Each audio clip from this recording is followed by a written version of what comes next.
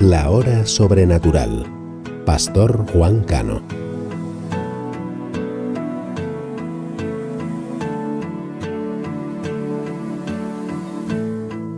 No te veo, pero te siento. Saca este momento para elogiarte. Estoy agradecido, y aunque otros no te piensen, yo te pienso. Cristo, creo en ti, eres más que mi vida. Cristo, creo en ti. He venido a decir cosas lindas de ti.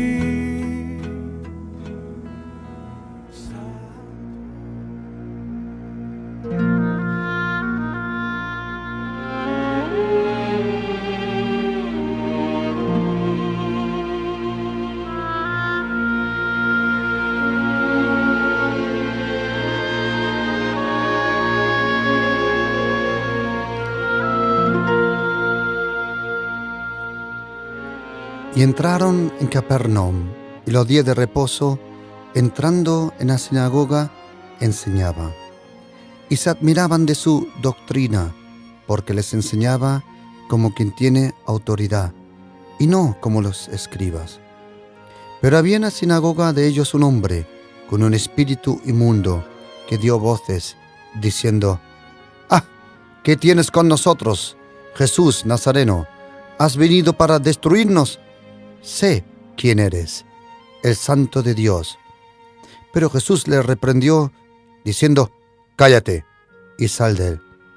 Y el espíritu inmundo, sacudiéndole con violencia y clamando a gran voz, salió de él.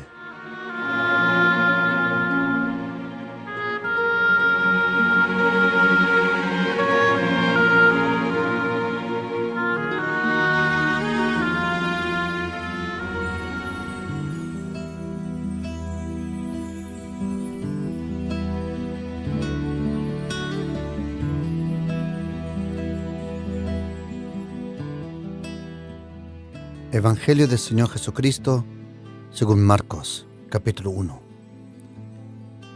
En la Biblia, lo que nosotros le llamamos la Biblia, el nombre la Biblia viene del griego antiguo, se llama biblos, y significa la biblioteca pequeña, una biblioteca pequeña. Y esa biblioteca pequeña contiene 66 libros, 39 en lo que nosotros llamamos el Antiguo Testamento y 27 en lo que nosotros conocemos como Nuevo Testamento. Y el Nuevo Testamento es el momento cuando aquel anunciado, esperado, profetizado, aquel enviado por el Padre, Jesucristo, aparece de repente. Dios en carne, encarnación, el Dios de la gloria, el único Dios. ¿Por qué único? No pueden existir dos dioses, ni tres. El Padre, el Hijo y el Espíritu Santo son uno. Yo sé que es difícil de comprender, pero algún día creo que realmente comprenderemos lo profundo que es eso. Dios el Padre, Dios el Hijo y Dios el Espíritu Santo. Tres en uno, o uno son tres. No es fácil de explicar, pero es fácil de creer. Porque por fe creemos que Dios creó los cielos y la tierra con su palabra. Y por fe comprendemos que existe Dios el Padre, que envió a Dios el Hijo, y que fue guiado y resucitado por Dios el Espíritu Santo. Pero no son tres, son uno. Pero no son uno, son tres. Algunos dicen: ¿pero cómo puede creer eso? Sabes, querido, si tú crees en la evolución, entonces déjame creer esas tres cosas. que Dios el Padre, Dios el Hijo y Dios el Espíritu Santo son uno, y los uno son tres. Eso es más fácil creer que de la nada estamos en lo que estamos. Dios el Padre al principio creó los cielos y la tierra, a través de su Hijo y a través del Espíritu Santo de Dios. Y en el Nuevo Testamento empieza nosotros, cuando tenemos la Biblia en la mano y abrimos la Biblia, lo primero que leemos del Nuevo Testamento se llama el Evangelio del Señor Jesús según Mateo. Y luego hay otro evangelio. La palabra evangelio viene del griego euangelion, buenas nuevas, buenas noticias. Hoy, en griego, hoy significa bueno. Oilogía, bendición. Y eucaliptos, algo bueno está escondido. Eucalipto, algo está bueno, está escondido. Bueno, y estos evangelios, existen 4 evangelios. Desde los primeros años se hizo una cosa que se llamaba el canon. El canon fue unas reglas para realmente saber lo que era la Biblia y lo que era de verdad la palabra de Dios y lo que no era palabra de Dios. Y desde el principio se tomó el canon. Canon viene también de las lenguas antiguas y es la vara de medir. El canon es lo mismo como un metro para medir. Y se midieron las escrituras. Se midieron las escrituras, por ejemplo, diciendo, para que una escritura se pueda encontrar en la Biblia, tenía que ser alguien que conoció al Señor. O alguien que conoció a los que estuvieron con el Señor. O que en sí mismo esa carta tuviera el testimonio del Espíritu Santo. Por ejemplo, Mateo, que también fue llamado Levi, conocía al Señor Jesucristo. Juan Marcos, que era familiar de Pedro, aparece también con su familia en la carta de los Hechos, fue el traductor de Pedro, Juan Marcos. Lucas, él personalmente no vio al Señor, pero él sí habló con María y los apóstoles, y de ahí tenemos todo lo que el evangelista Lucas escribió. Y Juan, es obvio, el apóstol Juan estuvo desde el principio con el Señor. Luego encontramos la carta de los Hechos escrita por Lucas. Luego la carta de los Romanos escrito por Pablo. Pero luego encontramos una carta que se llama la carta de los Hebreos. La carta de los Hebreos. La carta de los Hebreos no sabemos directamente porque no tiene un saludo típico como las otras cartas quién lo escribió, pero sabemos que la carta de los Hebreos es una carta inspirada por Dios, el Espíritu Santo, por un testimonio interior. Así le llaman testimonio interior. Y en el Nuevo Testamento, que empieza con Mateo, el segundo evangelio o evangelio, las buenas nuevas, se llama Evangelio del Señor Jesús según Marcos. Marcos era un jovencito que era familiar del apóstol Pedro.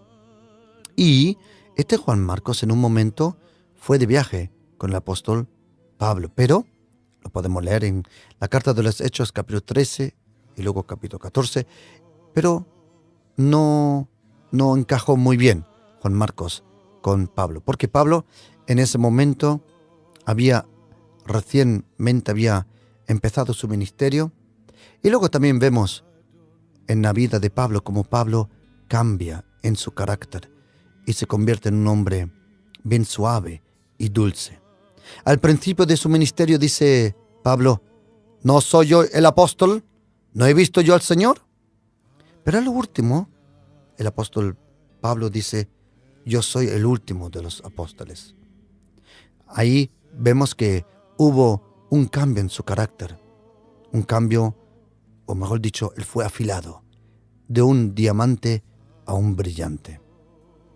Y luego ese Pablo que rechazó a este Juan Marcos, luego escribe en una de sus cartas, dice, y por favor, traedme a Marcos, porque él me ayuda mucho en el ministerio. Ahí vemos cómo el Señor restauró la relación entre el apóstol Pablo y Marcos. Y este Evangelio de Marcos contiene 16 capítulos, muy interesante, 16 capítulos. El Evangelio de Lucas viene luego, y luego encontramos el Evangelio del Señor Jesús según Juan. Y este segundo Evangelio que encontramos en el Nuevo Testamento, y no existen otros Evangelios. Tampoco existe el Evangelio de Pedro, o el Evangelio de Barnabas, o el Evangelio de Lucas, de Judas, no. Lo único que realmente contiene la pura palabra de Dios son estos 66 libros, del libro Génesis hasta el libro Apocalipsis. Esto es la palabra de Dios, pura, santificada, tan santa, que dice el Señor Jesucristo: Padre, te pido que los santifiques en la verdad. Tu palabra es la verdad. Y este Evangelio del Señor Jesús, según Marcos, es un Evangelio muy interesante, porque es el Evangelio que el apóstol Pedro predicó en Roma. Pedro, cuando fue a Roma, ya mayor, probablemente en el mismo tiempo que estuvo el apóstol Pablo en Roma, los dos ambos en el mismo momento en Roma, como probablemente no sabía el latín, entonces Juan Marcos fue su traductor. El nombre Marcos viene del nombre guerrero, pero también el nombre Marcos significa también martillo. Es interesante que tenía dos nombres, uno hebreo, porque Juan en hebreo se llama Yohanan, y Yohanan significa Dios da gracia, uno y otra vez. Y este traductor, Juan Marcos, cuando él había traducido al apóstol Pedro, en un momento le pidieron que le escribiera las palabras que él había traducido, y de ahí tenemos el Evangelio del Señor Jesús según Marcos. Es un evangelio muy interesante, porque dice en versículo 1, principio del Evangelio de Jesucristo. Interesante, ¿por qué? La primera palabra de un libro se llama principio. Es obvio que es principio. Nadie escribe un libro y dice en la primera frase: este es el principio del libro que estoy escribiendo. Es interesante. Pero Juan Marcos sí lo escribe. ¿Por qué? Porque siempre Dios que empieza algo se llama principio. Principio. En el principio Dios creó los cielos y la tierra. En el principio el Verbo estaba con Dios. Y dice aquí, en el principio del Evangelio de Jesucristo. Y sabes, querido, cuando Dios hace algo en tu vida, se llama el principio. Porque cuando Dios el Padre hace algo nuevo, Él no copia, Él lo hace por primera vez. Y por eso se llama el principio. Y quiero decirte, querido oyente, que viene un principio sobre tu vida, donde Dios va a arrancar algo nuevo. Por eso dice la Biblia, si alguien está en Cristo Jesús, es una nueva creación, un nuevo principio. ¿Quién fue y quién es? ¿Quién fue y quién es? Santo, santo, santo.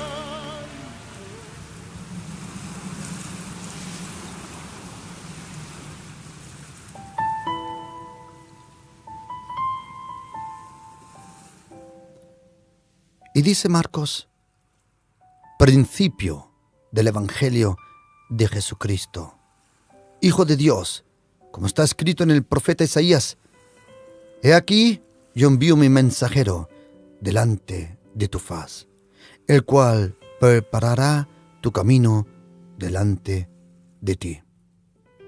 Este Evangelio del Señor Jesús según Marcos es el Evangelio que más rápido llega al grano. Déjame explicarte.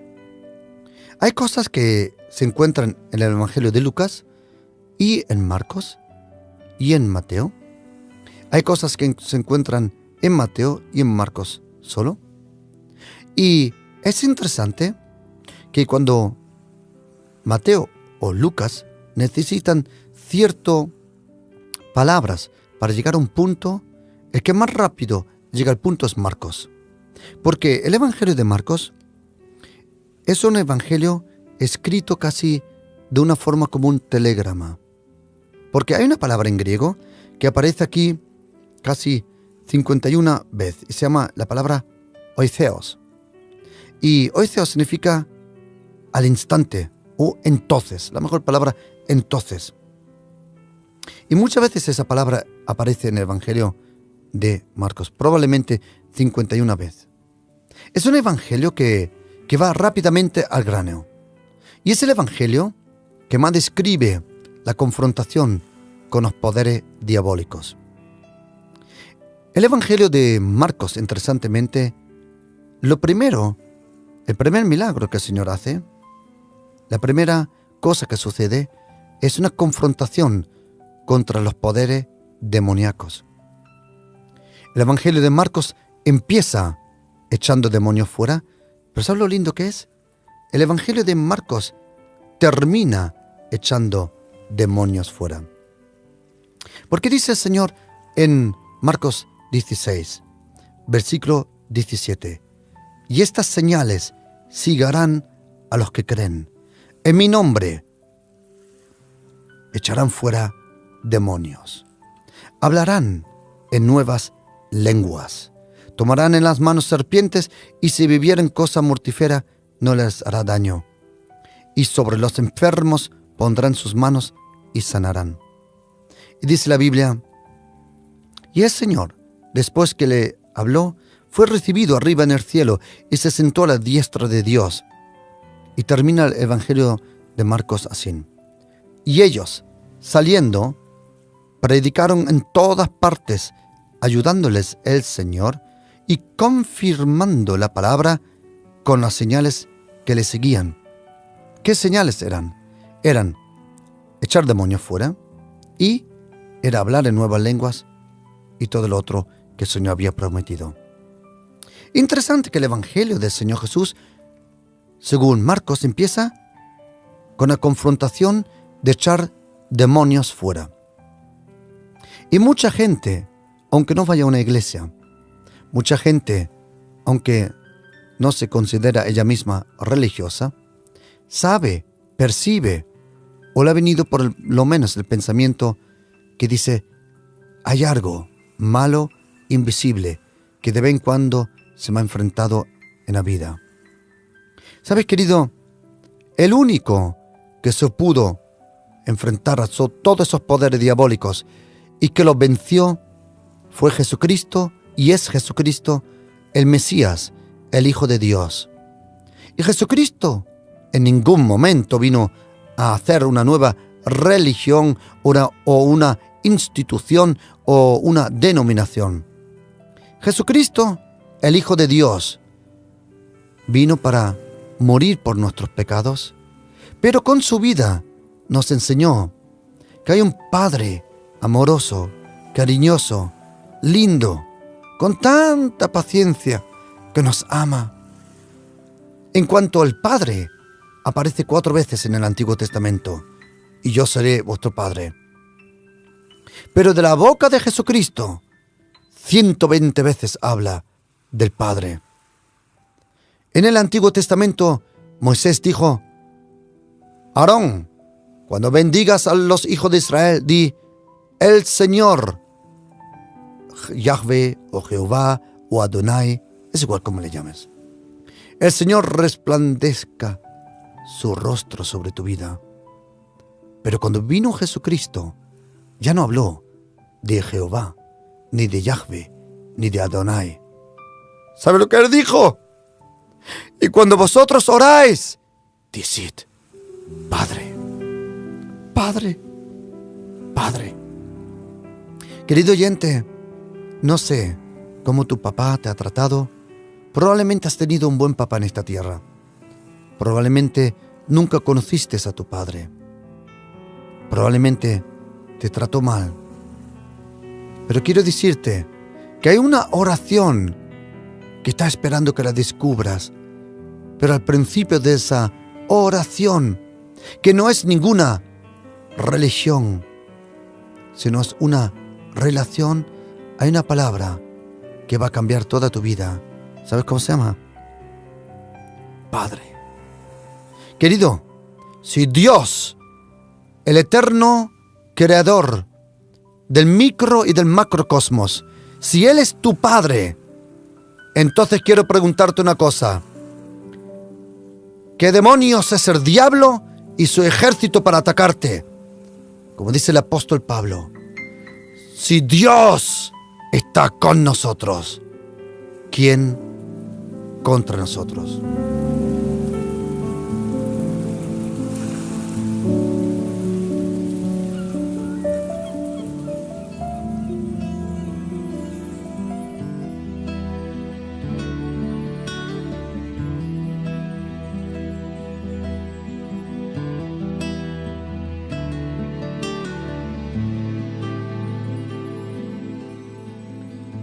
Y cuando el Señor Jesús viene a la sinagoga, dice que en la sinagoga había un endemoniado. Interesante, no toda la sinagoga estaba endemoniada, sino uno. La verdad es que algunas veces hay enseñanzas un poquito desequilibradas. Hay dos peligros. Primero, el endemoniar todo. Todo lo que pasa son demonios. Es un peligro, porque no es siempre así. El otro peligro es ignorar los poderes demoníacos. Tiene que haber un equilibrio. Ese equilibrio solo viene por la palabra. Dice el Señor en los Proverbios, yo odio el desequilibrio. Por ejemplo, Dios el Padre es nuestro pastor, y nada nos faltará. Pero solo hablar de prosperidad también se puede convertir en una cosa mala y desequilibrada. ¿Por qué? Sí, tienes razón. Dios el Padre es nuestro pastor y nada nos faltará. Pero solo hablar de eso no puede borrar que Dios el Padre también disciplina, que Dios el Padre también pone en prueba y que Dios el Padre también purifica y que el Señor nos santifica. Y en la Biblia encontramos un equilibrio. Y el mejor equilibrio es Jesucristo, el Hijo de Dios. Dice que cuando llegó a la sinagoga había un hombre, con un espíritu. Dice en Marcos 1, versículo 23. Pero había en la sinagoga de ellos un hombre, dice en griego, con un espíritu inmundo, que dio voces. Y dice el versículo 24, y este espíritu dijo, ¿qué tiene con nosotros? Momento, ¿no era uno? ¿Por qué dice nosotros? Dice, ¿qué tienes con nosotros? Jesús Nazareno. ¿Sabes, querido? Es interesante. En este momento no estaban en Nazaret, estaban en Capernaum. Pero los demonios conocían el pasado de Jesucristo. Y los demonios conocen tu pasado. Por eso te acusan siempre de tu pasado. ¿Sabes por qué? Porque el diablo no conoce tu futuro. Él solo conoce tu pasado. No hay ningún brujo, no hay ninguna hechicería, ninguna bruja, ninguna sabia, como le llamen a eso. Nadie puede ver en el futuro, sino solo uno. Dios, el Espíritu Santo. ¿Sabes por qué Satanás, los brujos, las brujas, toda la hechicería, todo el horóscopo, witchboard, el tarot, no puede mirar en el futuro? Todo eso tiene una fuente diabólica. Si Satanás, en el momento que Jesucristo fue elevado a la cruz y los dos romanos sujetaron los pies, cuando estaba ya clavado con las manos al patipulum, a esa madera llamada en latín patipulum, cuando estaba ya en la cruz colgando, le sujetaron por atrás los pies y le metieron con un clavo por los dos tobillos. Si Satanás, si él hubiera visto que a los 3 días Jesucristo resucita entre los muertos y que por su muerte y por su resurrección, Jesucristo le hubiera destruido el reino de Satanás, ¿sabe lo que hubiera pasado? El diablo nunca lo hubiera tocado. Pero como él no puede ver en el futuro, él hizo lo que hizo. ¿Sabes? Quiero decirte que no fue los judíos que crucificaron a Cristo, ni tampoco los romanos, ni tampoco Satanás. ¿Sabes qué? Jesucristo se dejó crucificar por nuestros pecados. Fueron nuestros pecados los que le llevaron a la cruz. Y Él tomó, por amor y cariño a nosotros, Él fue a la cruz. En la cruz vi por primera vez la luz. Qué linda canción. Y cuando el demonio aquí dice Jesús Nazareno. Este era el nombre, Jesús Nazareno, con cual luego Pedro iba a sanar a un hombre que estaba enfermo. ¿Sabes, querido? Jesús Nazareno. Jesús Nazareno. ¿Sabes por qué dice eso? Jesús vino del cielo, pero creció en una ciudad, Nazaret. Jesús Nazareno. Nunca se ha llamado Jesús de Betlehem o Jesús de Jerusalén. Él vendrá a Jerusalén, la única ciudad donde Jesucristo regresará de nuevo. Él no vendrá. Cuando regrese de nuevo, Él vendrá a la primera ciudad a la que Él viene. Es a través del Monte de los Olivos. Él regresará a Jerusalén. Jerusalén es la ciudad y la capital de los judíos. Jerusalén, Jerusalén forever. Hay una canción. Jerusalén es la ciudad del pueblo Israel. Jerusalén le pertenece solo a los judíos. Y ningún gobierno, ni la UNO, ni la NATO, o whatever, nadie tiene el derecho de hablar o de votar sobre Jerusalén. Jerusalén es la ciudad del gran rey Jesucristo, y Él regresará a Jerusalén. Jerusalén le pertenece al pueblo de los judíos. Y así va a terminar. Jerusalén jamás caerá en las manos de otros. El momento que intenten tomar a Jerusalén, vendrá Jesucristo de nuevo, con el sonido de una trompeta, cuando se baje el trono blanco, y el rey de nuevo regresará, como dice la Biblia. Y cuando Jesucristo entra a la sinagoga, dice, el demonio habla en singular y plural. Interesante. Un espíritu inmundo que dio voces diciendo, ¿qué tienes con nosotros? Ah, has venido para destruirnos. Otra vez, singular, plural, plural. Y de repente dice, sé quién eres. De repente habla otra vez en singular. ¿Por qué? Satanás no es omnipresente. Aquel ex arcángel precioso llamado en la Biblia Vulgata, llamado Lucifer, Lucero, porque el nombre Lucifer o Lucero viene del latín. No es hebreo, no es griego, es latín. Cuando se hizo una traducción por Jerónimo, se hizo una traducción llamada la Vulgata.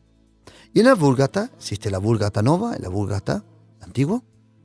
Y en la Vulgata ahí escribe el nombre Lucero, que viene de una otra traducción del griego, del koiné, que se llama fósforos, el transportador de la luz.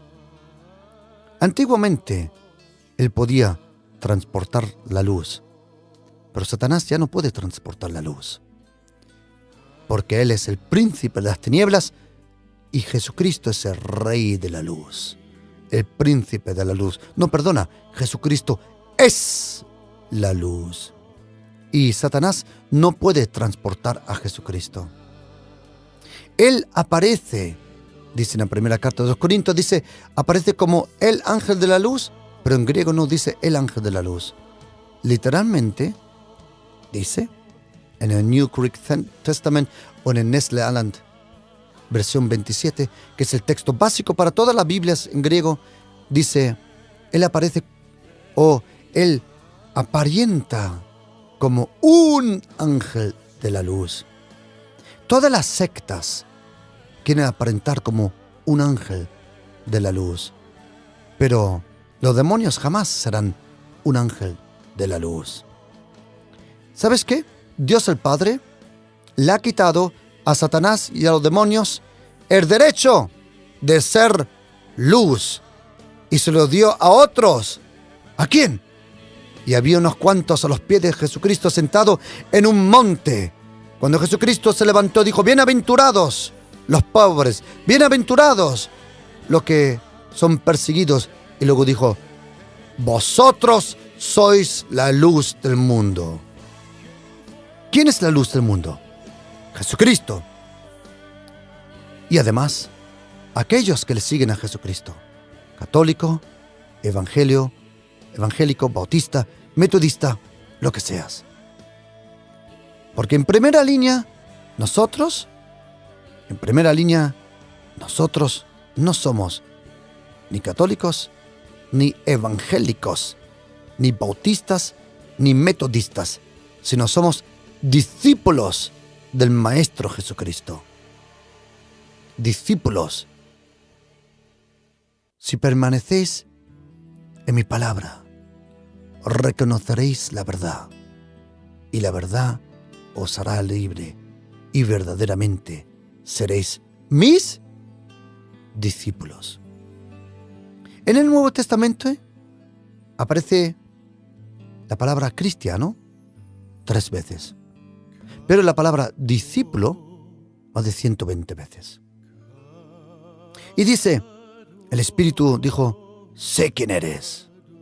¿Por qué dice, sé quién eres? ¿Sabes, querido? Porque el ejército de Satanás está organizado y está bien organizado. Algunas veces mejor organizado que ciertas cosas que nosotros conocemos. Satanás no es omnipresente. Satanás, el diablo, solo puede estar en un momento en algún lugar del mundo. Dice en un libro en la Biblia, en Job, Dios el Padre le dice, Satanás, ¿dónde estuviste? Como si Dios el Padre no lo supiera. Dios el Padre sabía antes que Satanás, dónde iba a estar Satanás. Lo sabía muy bien. Pero le preguntó, y dice Satanás, literalmente, de dar vueltas al mundo, de dar vueltas alrededor del mundo. Ahí el diablo, sin darse cuenta, ya está revelando lo que luego quería ignorar. Que la tierra, en verdad, es como una bola. Pero es igual. Ni se enteró cuando lo dijo. Ni se enteró. Y como el diablo no es omnipresente, él tiene su ejército muy bien organizado.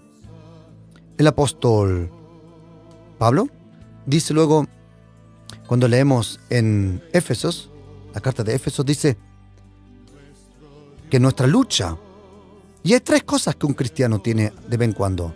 Él tiene guerra, o tiene batalla, o tiene lucha. Otra vez, guerra, batalla o lucha. La lucha es algo individual que tú tienes que ganar en tu carne, en tus pensamientos, en tu día a día. La batalla es algo que practicamos como cuerpo de Cristo, como iglesia local. La batalla, pero la guerra es la que tenemos nosotros con nuestro gran general Jesucristo contra todo poder diabólico. Y como el diablo no es omnipresente, dice que sus tropas están organizadas en principados contra potestades, luego hay gobernadores de las tinieblas de este siglo y luego hay huestes espirituales de maldad. Interesante. 4 cosas. Parece como un ejército. Soldados, sargentos, tenientes y generales. Bueno, normalmente hay sargento primero, comandante, y muchas. Pero aquí hay 4. Parece que hay una jerarquía demoníaca. Cuando Daniel está ayunando, dice la Biblia que el ángel fue enviado el primer día cuando Daniel oró, pero necesitó 21 días para librarse de esa guerra. Pero mientras esos 21 días, Daniel estuvo orando y haciendo un ayuno parcial, no completo, sino parcial. Y cuando el ángel viene, Daniel le dice, sí, ¿y a dónde estabas todo el tiempo? Y el ángel dice, desde el primer día que tú oraste, yo fui enviado. Quiero decirte, querido oyente, que aquel ángel, o aquella respuesta, o aquella bendición que tú reclamaste al Señor, fue enviada desde el primer día. O como dice Daniel 2, dice, al instante que yo oré, tú oíste mi oración. Instante. Pero, algunas veces antes que venga la contestación, la bendición, o la respuesta que le hemos preguntado al Señor, algunas veces, no siempre, pero algunas veces, en el mundo espiritual, hay una guerra para que esa contestación, esa bendición no venga a ti. Y algunas veces dejamos de orar y la bendición tiene que regresar de nuevo al cielo. Interesante. Sé quién eres. ¿Quién habló ahí? ¿Satanás? No. Él no estaba ahí en ese momento. Él estuvo en el desierto, sí. Pero él no estuvo en la sinagoga en aquel momento. En aquel momento no estuvo en aquella sinagoga, en otra sí. Dice la Biblia, a donde está la sinagoga de Satanás. Eso es un sinónimo para sectas y para falsas religiones. Porque a donde está Satanás, ahí no se predica a Cristo. Ahí se predica solo cosas falsas y desequilibradas. Muchas sectas toman algo de la Biblia y lo usan para lo suyo. Pero ¿sabes qué? Dice el Señor, ¡ay de aquellos que quitan algo de la Biblia o hay de aquellos que añaden algo a la Biblia! Y como el diablo no es omnipresente, diabolos, él no es omnipresente, él tiene sus tropas organizadas jerárquicamente como un ejército. Por eso cuando nosotros nos enfrentamos a los poderes diabólicos, tenemos que tener la armadura de un soldado y no la vestidura de un sacerdote. Algunos cristianos intentan con la vestidura de un sacerdote enfrentarse a un ejército. Quiero decirte que tú tienes diferentes vestiduras. Todas las mujeres en este mundo son todas las mismas. Cada mujer está en este mundo cuando abre el armario y está lleno el armario. Todas las mujeres en este mundo dicen, ay, no tengo nada para vestir. Pero quiero decirte que hay un armario que cada cristiano tiene. Y en ese armario hay diferente ropa. No para disfrazarse, sino para experimentar cosas que el Señor ha dicho. Por ejemplo, cada cristiano tiene un traje de novia. Porque nosotros somos la novia de Cristo. Yo sé que para los hombres es un poco difícil comprender, pero pastor, ¿cómo me voy a poner yo el traje de novia? Querido, nadie espera de ti que vayas disfrazado de novia. La Biblia dice, el apóstol Pablo dice, el Espíritu Santo a través de Pablo dice que nos está preparando como una novia para Cristo. Pero luego tenemos otra vestidura que es semejante al efod. Pero David tenía el efod de un sacerdote. Nosotros tenemos la ropa de sumos sacerdotes. Porque en Cristo Jesús no vino el sacerdocio según la casa y la promesa de Levi, sino según Melquisedec. Y nosotros somos sacerdotes según Melquisedec. Y Melquisedec, su sacerdocio, no era en primera un sacerdocio de de servir en el templo, sino de guerra. Porque las 2 veces que aparece Melquisedec en la Biblia, en el Antiguo Testamento, aparece momento de guerra. Génesis 14, Abraham venía de la guerra y dio los diezmos. Y la próxima vez que aparece Melquisedec es Salmo 110, que es el pasaje más veces, el pasaje del Antiguo Testamento que más veces se menciona en el Nuevo Testamento es el Salmo 110. Y ahí aparece Melquisedec. Pero oye lo que dice: gobierna entre tus enemigos. Y tú y yo, querido, tenemos la vestidura de ese sumo sacerdote y la vestidura de ese soldado romano. Cinturón de la verdad, coraza de la justicia, la bota del predicar el evangelio de la paz, el escudo de la fe con cual podemos apagar todas los dardos de fuego del maligno, el yelmo de la salvación y la espada, oye, del Espíritu. En griego no dice la espada espiritual. No. La espada del Espíritu. Quiero decirte que cuando vas a luchar por tu familia, el Espíritu Santo te presta su espada. Y dice la Biblia que el demonio le dijo: sé quién eres. ¿Quién era? Era una cosa a lo que nosotros conocemos cristianos que le llamamos el hombre fuerte. El hombre fuerte. Pero tienes que saber una cosa, querido, que la palabra hombre fuerte así no aparece en la Biblia. No se llama hombre. La palabra hombre en griego se llama anthropos. Anthropos. Y en griego aparece el fuerte, que es Shios.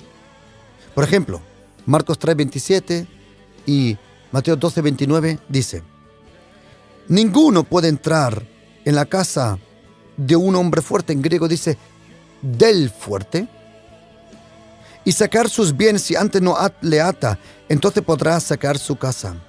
Queridos, esto lo dijo Jesucristo. ¿Sabes por qué? Porque Él lo practicó. Antes que Jesucristo abrió los ojos de los ciegos, abrió la lengua de los tartamudos, antes de sanar los leprosos, antes de librar de poderes diabólicos, antes de hacer algo, ¿sabe lo que hizo Jesucristo? Se fue al desierto. ¿Por qué?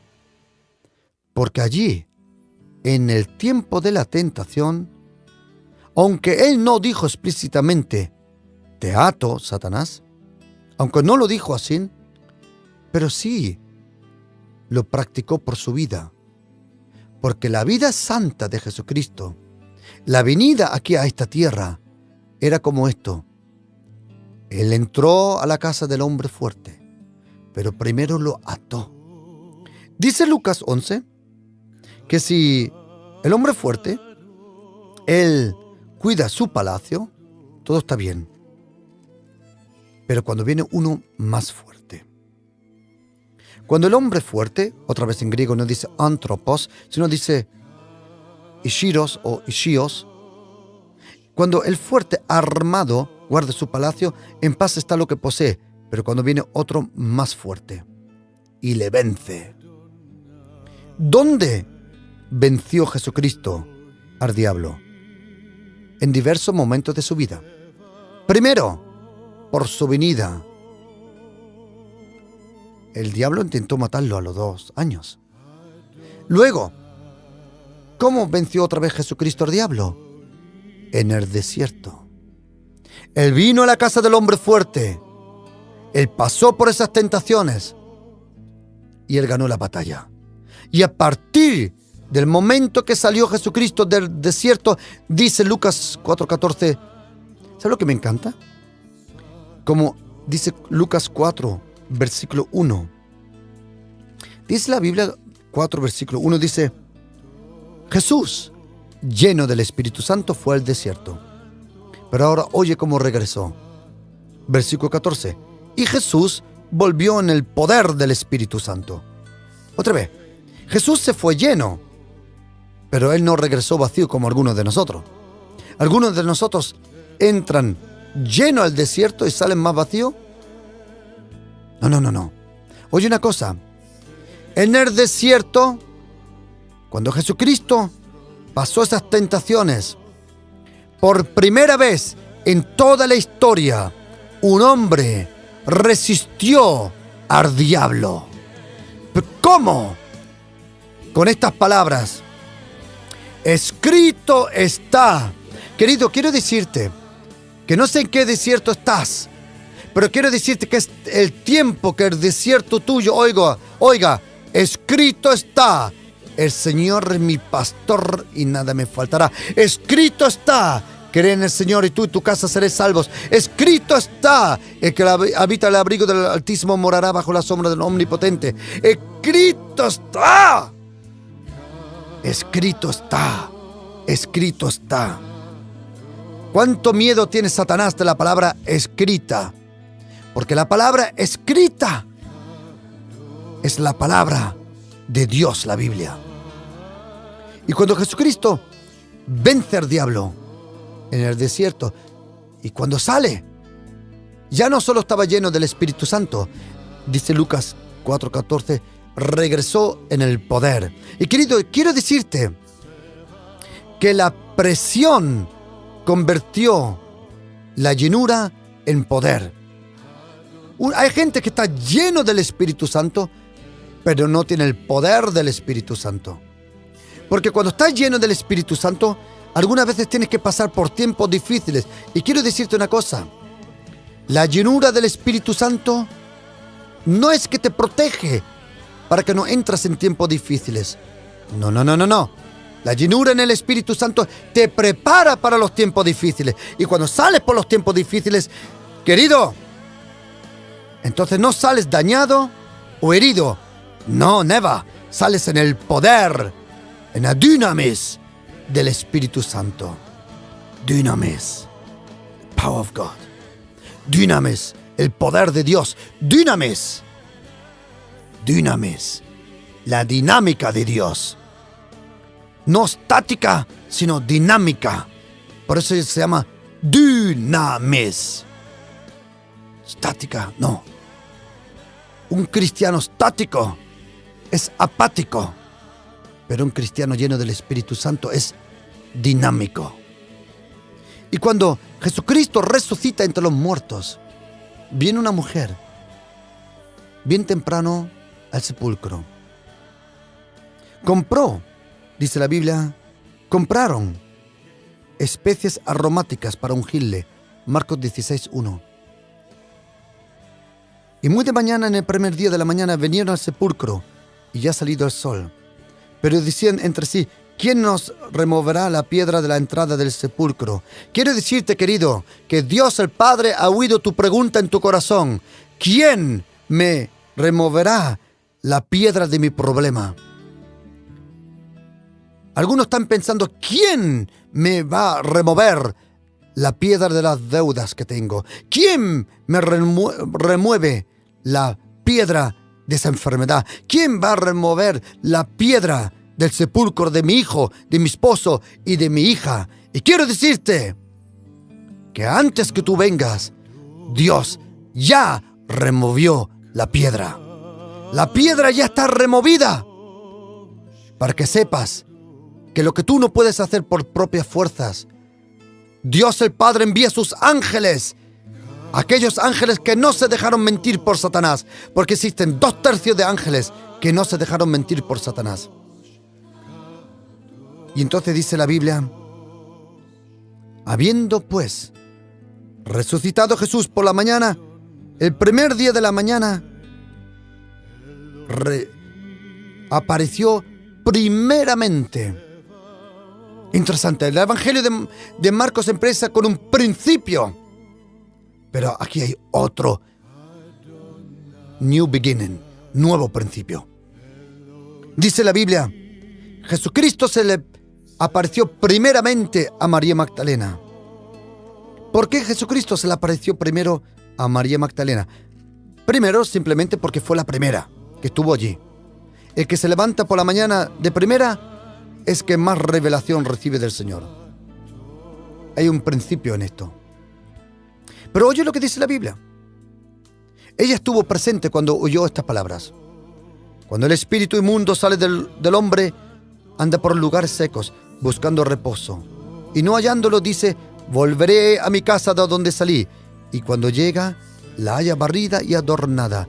Entonces va y toma otros 7 espíritus peores que él, y entrado moran allí. Y el postrer estrado de aquel hombre viene a ser peor que el primero. Queridos, María Magdalena estaba atormentada, porque mientras Jesucristo vivía, Él era la garantía que esos demonios nunca regresaban. Dice la Biblia, 7 demonios salieron de María Magdalena.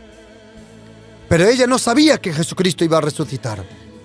Y ella vino con especies aromáticas para conservar algo del pasado. Pero quiero decirte una cosa, que Jesucristo no necesita que tú le conserves.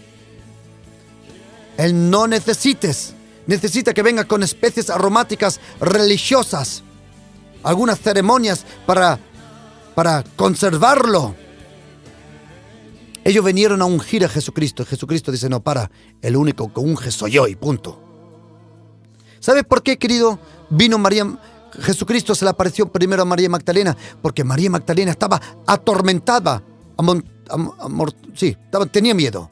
Y ella pensó, si Jesucristo, cuando estaba vivo, Él me protegió de los demonios, ¿quién me va a proteger ahora?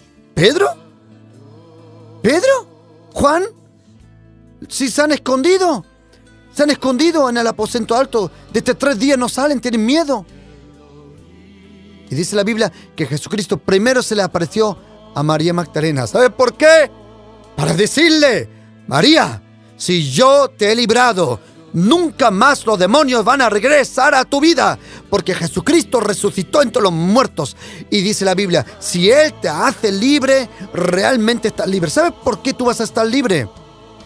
Porque aquel que te hizo libre resucitó entre los muertos. Él era la garantía antes de ser crucificado, la garantía de María Magdalena que los demonios no iban a regresar. Pero detrás de ser crucificado y resucitado, Él era más todavía garantía que antes. Porque de repente, Jesucristo, cuando estuvo solo en un cuerpo antes de ser crucificado, o solo podía estar con Pedro, o solo con Juan, o solo con María Magdalena, o con quiera. No podía estar en todos los lugares al mismo momento. Pero cuando Jesucristo resucitó, ahora Jesucristo es omnipresente por su cuerpo, la iglesia, pero en primera línea por otra persona. Dios, el Espíritu Santo, que te va a librar de toda atadura, va a romper toda cadena, va a romper toda maldición, te va a sanar, porque Jesucristo es el mismo ayer, hoy y en toda eternidad.